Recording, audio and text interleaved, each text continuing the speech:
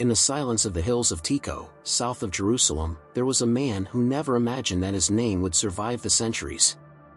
Amos, a simple shepherd and sycamore tree gatherer, led an ordinary life, far from the brilliance of kings and prophets. But what no one knew, not even he, was that his destiny would change forever. The call he received was not a simple whisper, it was the roar of a greater force, a force that would change his peaceful life forever. Amos lived peacefully, far from intrigue, far from wars. An anonymous shepherd in an isolated village. Who could have imagined that God would choose this man, this anonymous man, to be the voice of justice and truth in such dark times? He did not seek fame, he did not crave glory, and yet his name would echo throughout history. And today, I will tell you how it all began, unexpectedly, in a surprising way. Are you ready to discover how someone so simple was called to face kings, leaders, and powerful people? Amos's calling teaches us a powerful lesson. Sometimes the most unlikely are chosen for the greatest missions. You might wonder what happened to Amos after that moment. The man who had only known the wind in the hills and the bleating of sheep now had a mission he could not ignore. And that mission was gigantic. Amos was chosen to prophesy in Israel, but wait, he was not a priest, nor did he come from a prophetic family.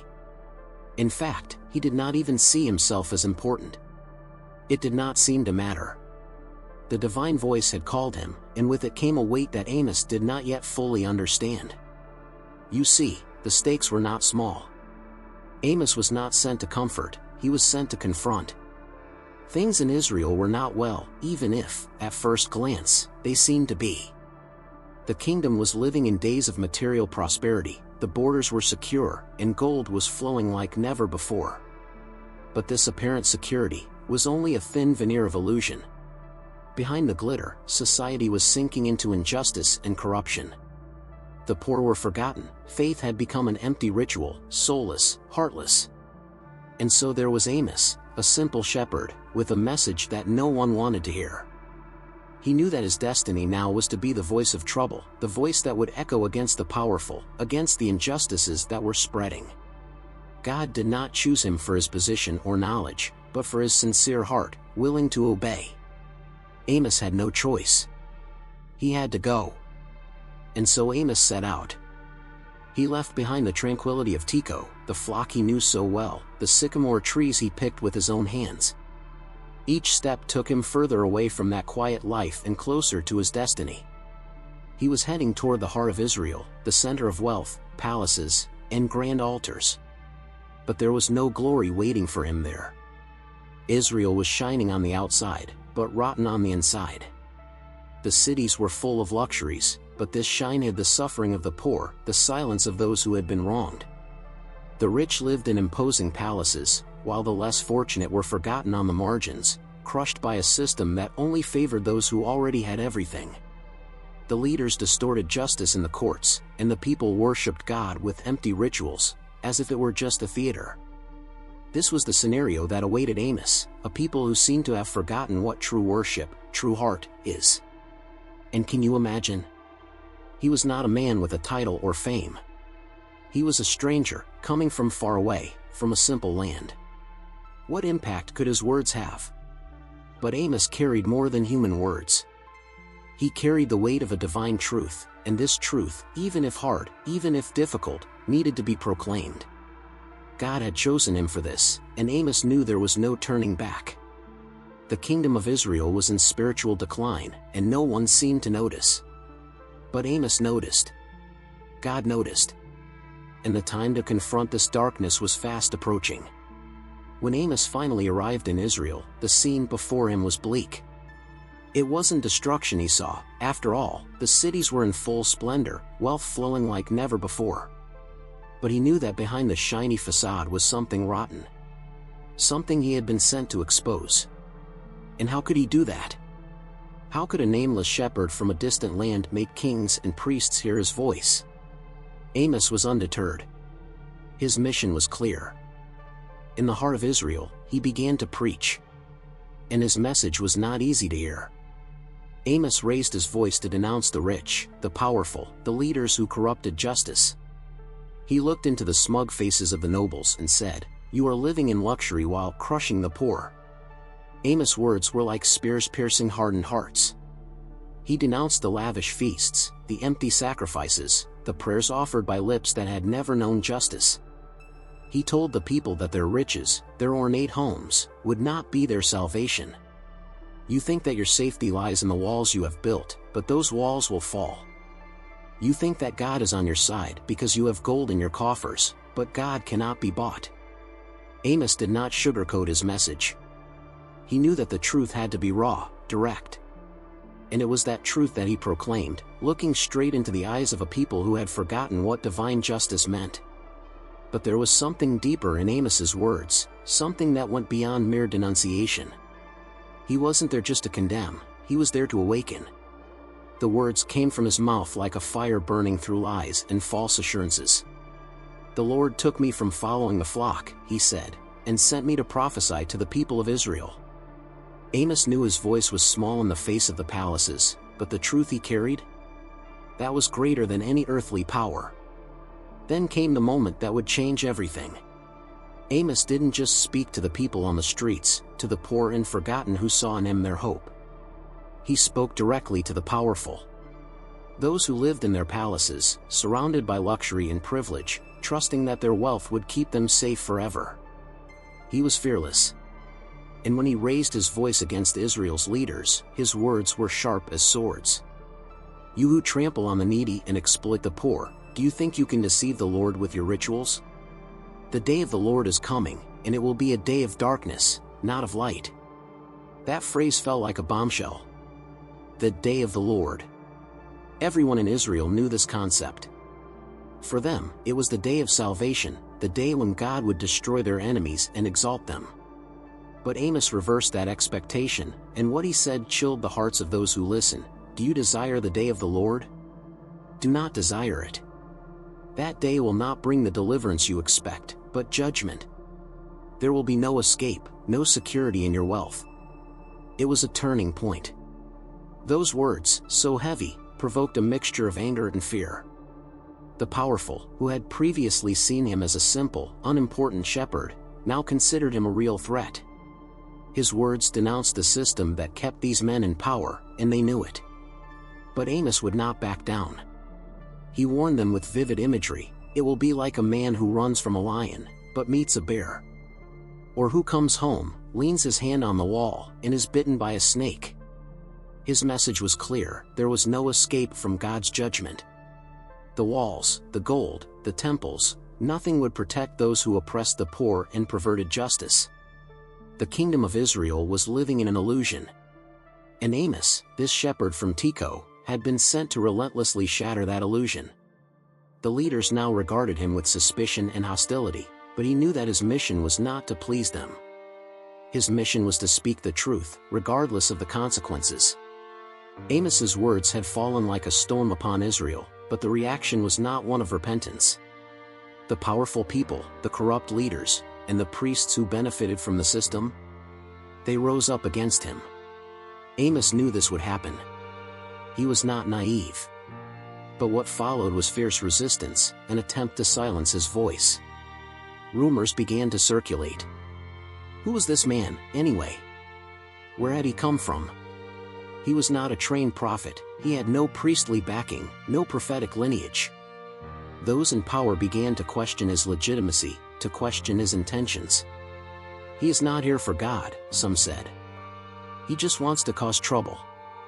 And then came the most direct blow: Amaziah, the priest of Bethel.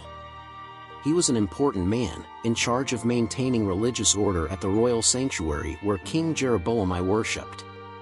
Amaziah heard Amos' words and decided that this was too dangerous.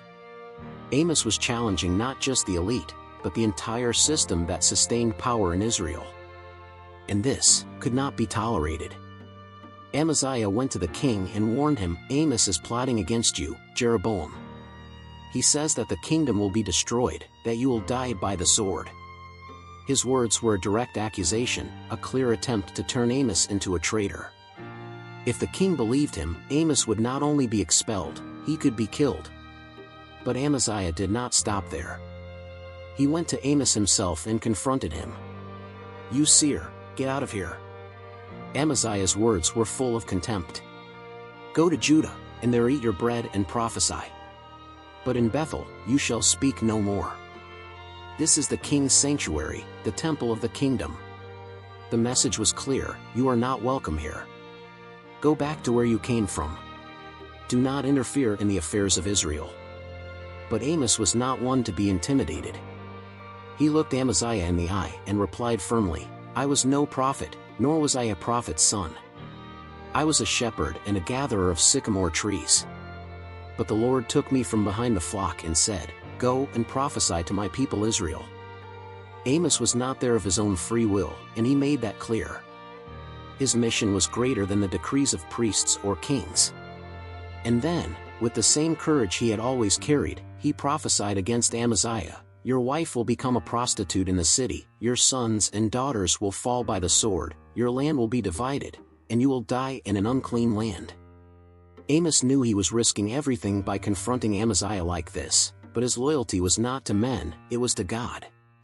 From that moment on, it was clear that the confrontation between Amos and the authorities of Israel would not end well. He knew his mission was tough, and that rejection was certain. But he pressed on. Because the truth had to be told. Even if it put him in danger. Amos knew that the confrontation with Amaziah was only the beginning. He could feel the weight of the consequences approaching. Israel, though prosperous, was on the brink of spiritual and social catastrophe. Amos's voice echoed in every corner, "The Lord is bringing judgment, and that judgment will be like a roaring lion. Who will not fear?" But the powerful people still did not listen. They were blinded by their wealth, their feasts, their empty rituals. It seemed impossible for them to believe that God could be against Israel itself. After all, weren't they the chosen people? Weren't their material blessings proof that they were on the right path? But Amos saw beyond the surface. He knew that prosperity hid a deep rot. And God had made this clear to him. Then Amos had a vision. God showed him a plumb line, an instrument used to measure whether a wall was straight or crooked. God asked, "What do you see, Amos?" And he answered, "I see a plumb line." And the Lord said, "Behold, I will set a plumb line in the midst of my people Israel. I will never again pardon them." The metaphor was powerful. Just as a crooked wall cannot stand, the people of Israel were out of alignment with justice and truth, and so collapse was imminent. Time was running out. The plumb line indicated that God's patience had come to an end. And Amos knew that this message was devastating. There would be no more time to delay judgment. What Israel had believed to be security, what it thought was a solid foundation, all of it was about to crumble. And the most frightening thing? Most of the people couldn't see it. To them, the sun was still shining, the crops were still plentiful, the feasts were still abundant. But Amos saw what was hidden. He knew that the foundation was cracked, that the day of the Lord, the day they had longed for, would be a day of darkness, not light. It was in this vision that Amos understood the depth of judgment. God would no longer overlook Israel's sins. The time for warnings was over. Amos wasn't just predicting a distant future, he was warning of something that was about to happen. The plumb line, so simple, so precise, showed that Israel was out of moral and spiritual alignment. And now, ruin was inevitable. But even with this certainty, Amos kept preaching. He knew that despite the harshness of his message, there was always a small hope that someone, anyone, would listen and turn to God. Because deep down, that was what he wanted. May the people open their eyes before it is too late. But Amos did not stop.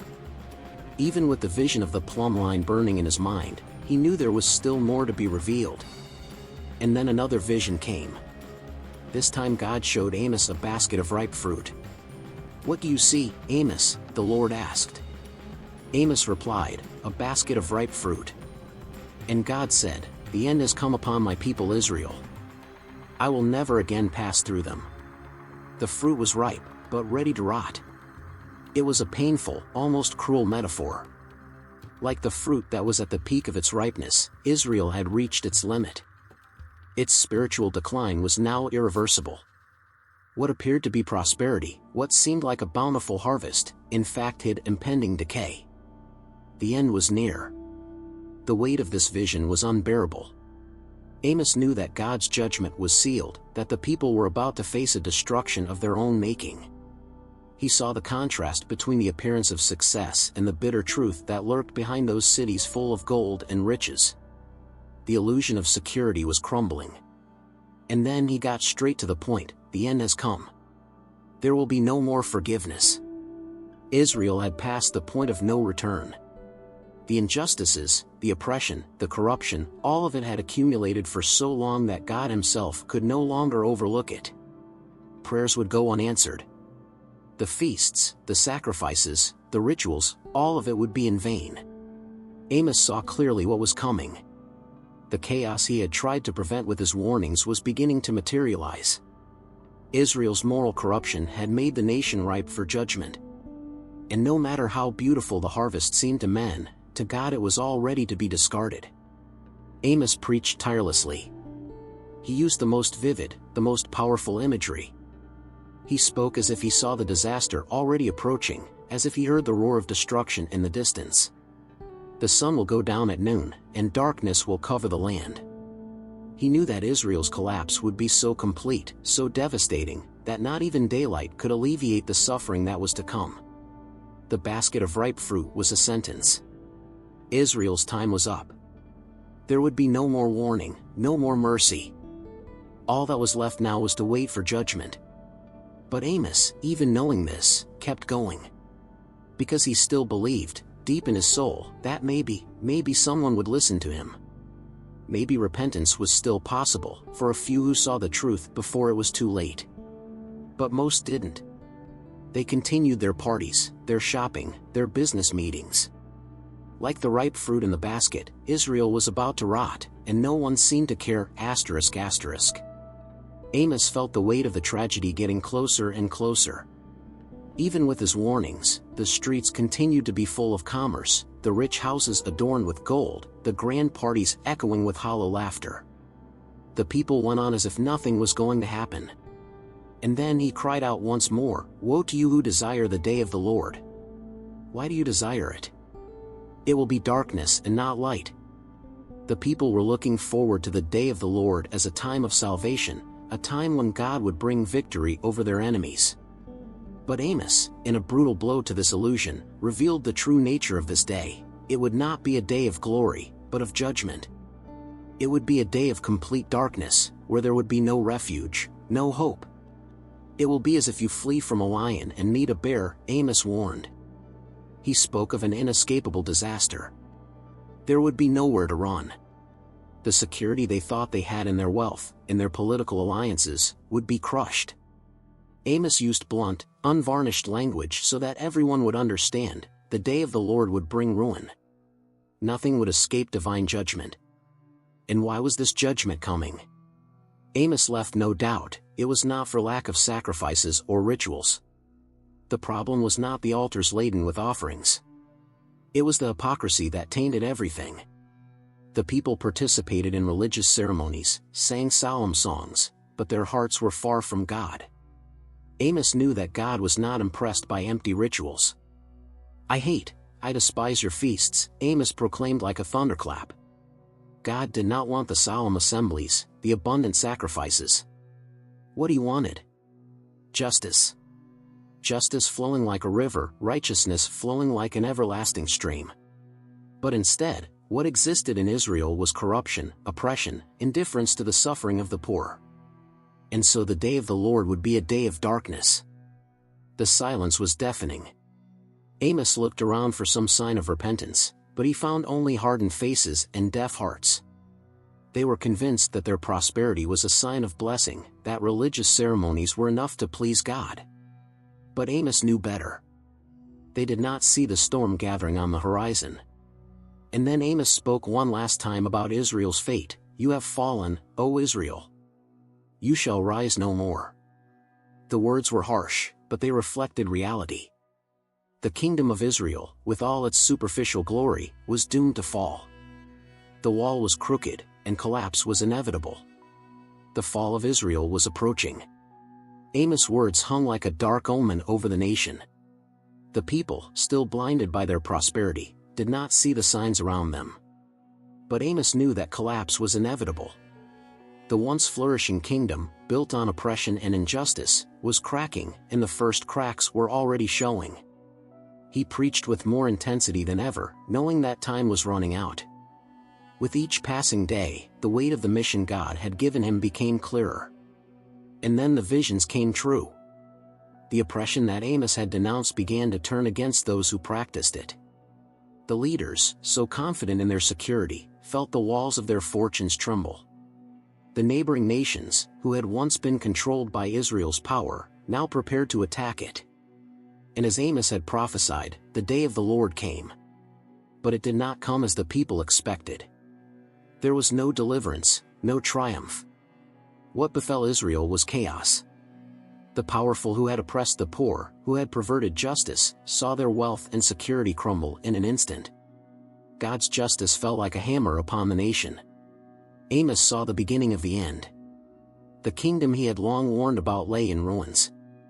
The Assyrian army advanced, the cities fell, and the people who had trusted in its prosperity were driven into exile. Amos' message was being painfully fulfilled. But in the midst of this destruction, something remarkable happened. Amos, who had always spoken harshly, did not end his mission with condemnation. At the end of his prophecies, a light, a hope, dawned. Amos saw, amid the ruins of Israel, the future of a faithful remnant. God would not utterly destroy his people. There would be restoration, there would be a new beginning. Amos spoke of a day when the fallen tabernacle of David would be restored. A time when righteousness would finally reign and the nation, cleansed of its iniquities, would once again live in peace. He saw mountains dripping sweet wine, abundant harvests, and a people who would never again be uprooted from their land. This vision of restoration was not just for Israel, but for all who would seek God's righteousness. It was a promise of renewal, that even after judgment, God's love and mercy would prevail. Amos' mission ended here. He, the shepherd from Tekoa, the one who had never sought greatness, had fulfilled his calling. And his message would echo down through the ages. Not just a warning of judgment, but also a promise of hope. A testimony that God seeks justice, but also offers redemption. And so Amos disappeared into the shadows of history. His voice, however, has never been silenced. His words resonate to this day, reminding us that true greatness is not found in power or wealth, but in justice, righteousness, and the willingness to obey God's voice, even when no one else will.